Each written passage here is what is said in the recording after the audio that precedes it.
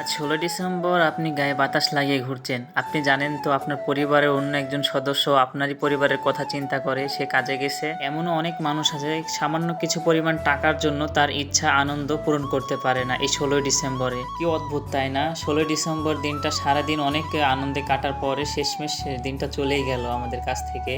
দেখুন আপনারা সকলে অনেকেই আছে অনেক ধরনের প্ল্যান প্রোগ্রাম করে রেখেছিলেন যে সারাদিনে কি করবেন। সকালে উঠবেন, শহীদ মিনারে যাবেন, শ্রদ্ধাঞ্জলি দিবেন। এর পরবর্তীতে আবার বিকালবেলায় বের হবেন, সবাই ঘুরবেন, আবার রাত্রে পিকনিক, অনেক মজা, তাই না? আমরা কি কখনো কেউ এই দিনটাতে খেয়াল করেছি আমাদের আশপাশে যে সুবিধাবঞ্চিত মানুষগুলো আছে তারা এই কি ঠিক আমাদের মতো আনন্দ করতে পারছে? আমাদের মতো আনন্দ করতে না পারুক, তারা কি ঠিকমতো দুবেলা খাবার পাচ্ছে কি না এই দিনটাতে বিশেষ করে? এই দিনটা আমাদের লাখো শহীদদের বিনিময়ে আমরা এই ১৯৭১ সালে ১৬ ডিসেম্বর আমরা বিজয় অর্জন করি। আর আমরা সকলে শহীদদের স্মরণ করে শহীদ মিনারে শ্রদ্ধাঞ্জলি দিয়ে আসি।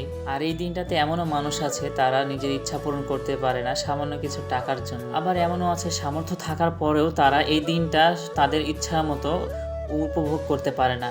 কেন তাদের সেই সুবিধাটুকু নাই? কেননা এই দিনটাতে অনেকেই আছে আমরা আনন্দ করে বেড়াচ্ছি সকাল থেকে সারাদিন। তারা সকাল সেই ৭টার দিকে গেছে কর্মসংস্থানে, এখনও বাসায় আসেনি। ৭টা আবার রাত ৭টা-৮টার দিকে তারা বাসায় আসে। এমনও অনেক মানুষ আছে।